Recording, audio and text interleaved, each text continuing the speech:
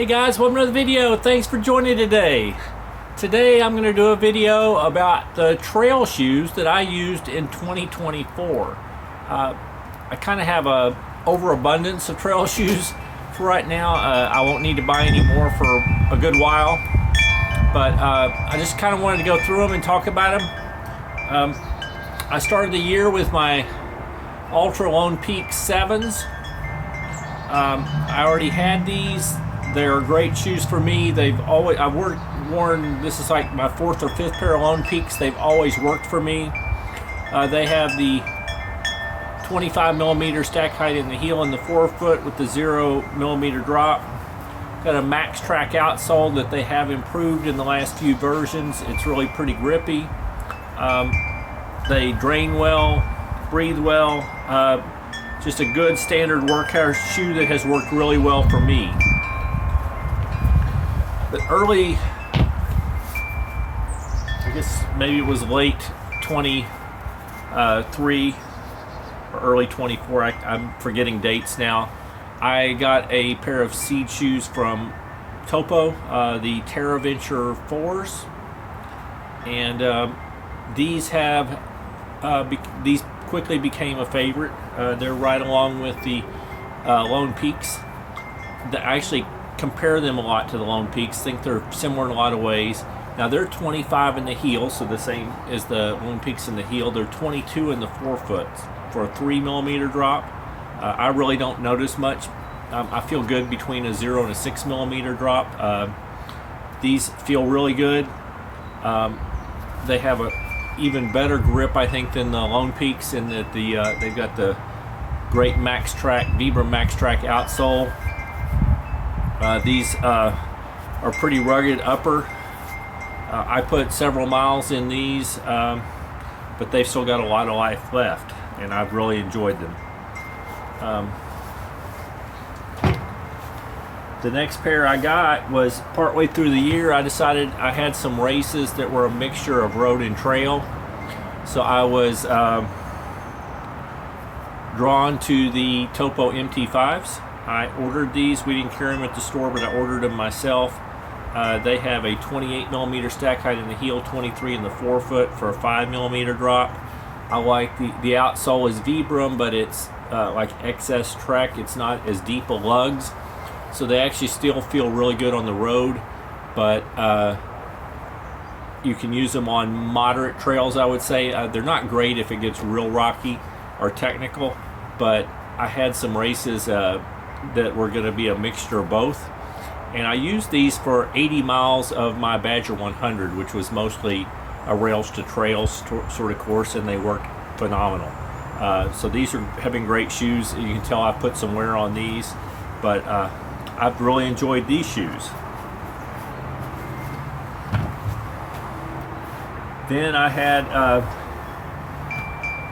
recently I had a chance to get another pair of shoes thanks to Topo, from Topo, and I got the Ultra Venture 4s. They are very similar to the MT5s. They have the same outsole. They're still kind of a good rails to trails, but they've got a thicker midsole. So whereas those had 28 and 23, these are 35 and 30. So you're getting 7 more millimeters of stack height throughout.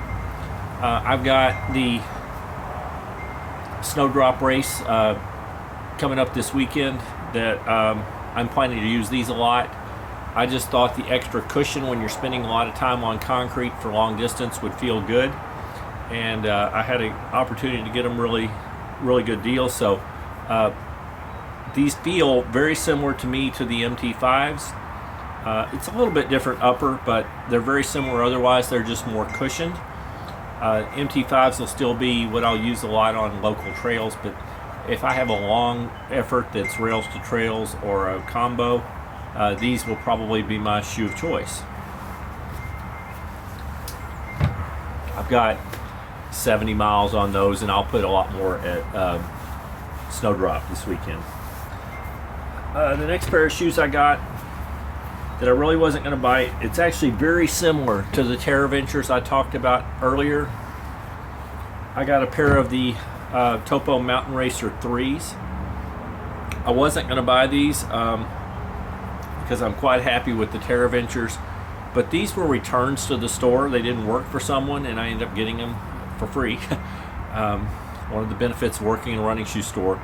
And they are very similar to the Terra Venture. The Terra Venture is 22 in the forefoot, 25 in the heel. These are 28 in the forefoot, 33 in the heel. So they've got it's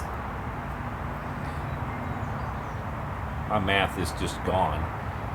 5 more millimeters of stack height throughout, and otherwise they're very similar.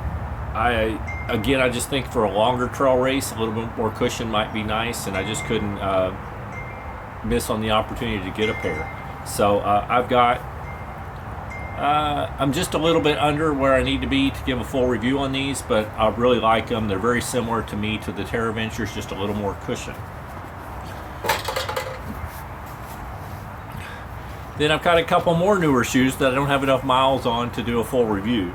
The first is the Salomon rep was able to get me a pair of the Salomon Genesis.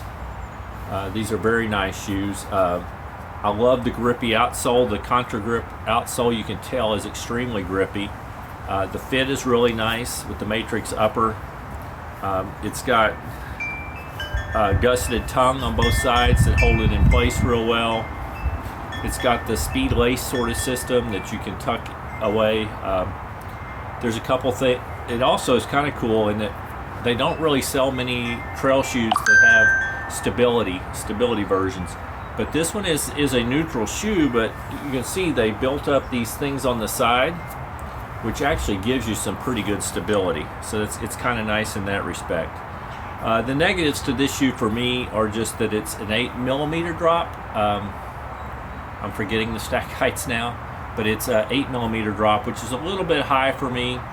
And then I found when I was running where there was a lot of railroad tie type ties that you had to go over, this sole was fairly stiff, and I found it a little slippery on the ties. But when you're on normal dirt, normal mud or anything, these grip really well. Again, I'm going to work on getting more miles and do a full review on them, but that's a take on the Salomon Genesis. And then I have one more shoe, and it's really a 2025 shoe. I got these at the running event. They're being released in the first quarter of 2025. It's the Sportiva Pro. I don't have many miles in these yet. They're going to have to be built up to get enough for me to do a review, but I really like them so far. They've got a super bouncy midsole, really grippy outsole rubber, a nice wide base. Sportivas in the past have been too narrow in the forefoot for me, but these are plenty wide enough. I like the booty upper that seems it's not real high, but it seems enough that it's going to keep the little rocks and pebbles out that I have problems with. It's got what they call power wire, which is this. I shouldn't have brought that up. It's a unique material that's real strong but breathes real well for an upper. Anyway, I'm very excited about these shoes, but I do need to get more miles in them before I give a full review. Anyway, that is really my 2024 and beginning of 2025 trail shoes. And as you can see, I've got a lot of miles to still put in all of them. So I really don't need any more trail shoes for a while, but I just wanted to report and give you my thoughts on the shoes that I have that I used some in 2024. If you enjoyed the video, please consider hitting the like button. If you're interested in any more of my content, please consider subscribing to my channel. And other than that, I hope you're having a wonderful day. And keep moving!